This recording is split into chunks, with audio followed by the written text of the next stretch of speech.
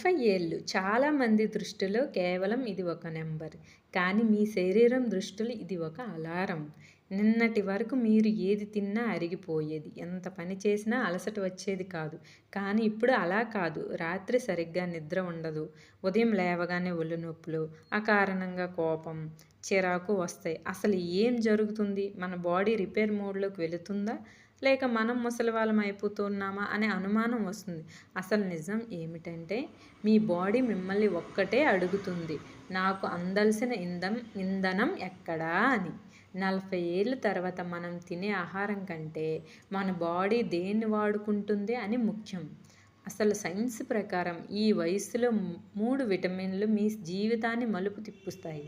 అవి లేకపోతే మీరు త్వరగా ముసలివారు అయిపోతారు. అవి ఉంటే 60 ఏళ్లలో కూడా 20 ఏళ్ల ఉత్సాహంతో ఊగిపోతారు. ఒక్కసారి ఆలోచించండి. మన ఇంట్లో ఉన్న మిషన్లకే 10 ఏళ్ల తర్వాత సర్వీసింగ్ అవసరమైతే మరి మన 24 గంటలు పనిచేసే మన శరీరానికి ఇంకెంత కేర్ అవసరం? 30 ఏళ్ళు దాటాక మన మెటబాలిజం రేటు నెమ్మదిస్తుంది. హార్మోన్ సమతుల్యత తప్పుతుంది. ముఖ్యంగా మహిళల్లో మోనోపాజ్ వైపు అడుగులు పడుతూ ఉంటాయి. పురుషుల్లో టెస్టోస్టిరాన్ స్థాయిలు తగ్గుముఖం పడతాయి. ఈ మార్పులన్నీ తట్టుకుని నిలబడాలి అంటే మనకు కొన్ని ప్రత్యేకమైన పోషకాలు కావాలి. వాటిలో మొదటి మరియు అత్యంత కీలకమైన విటమిన్ డి. దీని గురించి అందరికీ తెలుసు, కానీ దీని సీరియస్నెస్ ఎవ్వరికీ తెలీదు. 40 ఏళ్ళు దాటాక మహిళల్లో అయినా పురుషులలో అయినా ఎముకల సాంద్రత తగ్గిపోతుంది. మీరు గమనించారో లేదో, ఈ వయసులో చిన్న దెబ్బ తగిలినా ఫ్రాక్చర్లు అవ్వడం, మోకాలు నొప్పులు రావడం మొదలవుతాయి. ఇక్కడే అసలు ట్విస్ట్ ఉంది. మీరు బలంగా ఉండాలి అని లీటర్ల కొద్దీ పాలు తాగినా, కిలోల కొద్దీ కాల్షియం టాబ్లెట్లు మింగినా మీ బాడీలో విటమిన్ డి లేదా కాల్షియం ఎముకలకు చేరదు.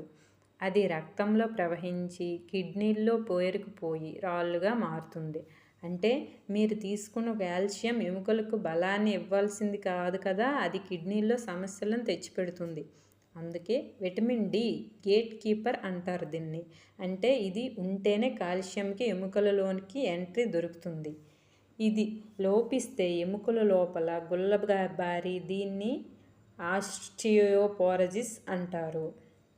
కేవలం ఎముకలే కాదు, మీ ఇమ్యూనిటీని, మీ మూడ్ని కంట్రోల్ చేసేది కూడా ఇదే. అందుకే లో తిరగని వారు తరచూ డిప్రెషన్కి లోనవుతూ ఉంటారు. రోజుకు కనీసం 15 నుంచి 20 నిమిషాలు ఎండలో నిలబడండి.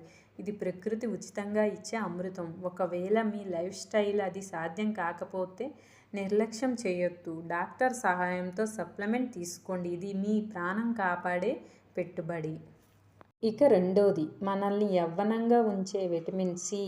మనం అద్దంలో చూసుకున్నప్పుడు ముఖం మీద వచ్చే ముడతలు చూసి కంగారు పడతాం, ఖరీదైన క్రీములు రాస్తాం. కానీ అసలు డ్యామేజ్ లోపల జరుగుతుంది. వయస్సు పెరిగే కొద్దీ బాడీలో ఆక్సిడేటివ్ స్ట్రెస్ పెరుగుతుంది. అంటే ఇనుముకు తుప్పు పట్టినట్టు మన కణాలు తుప్పు పడతాయి. ఆ తుప్పును కరిగించే పవర్ఫుల్ యాంటీ ఆక్సిడెంట్స్ ఈ విటమిన్ సి. మన చర్మం బిగుతుగా ఉండడానికి కొల్లాజెన్ అనే ప్రోటీన్ అవసరం. వయస్సు పెరిగే కొద్దీ బాడీ దీన్ని తయారు చేయడం తగ్గిస్తుంది. కానీ విటమిన్ సి మీ శరీరంలో పుష్కలంగా ఉంటే అది కొల్లాజెన్ ఉత్పత్తిని పెంచుతుంది. దీనివల్ల చర్మం టైట్గా ఉంటుంది, జుట్టు రాలడం తగ్గుతుంది, గాయాలు త్వరగా మానుతాయి. అంతేకాదు మన రక్తనాళాల గోడలు బలంగా ఉండి విటమిన్ సి ఉండాలి. అది ఉంటేనే మనకి గుండె జబ్బులు లాంటి ముప్పు తగ్గుతుందన్నమాట.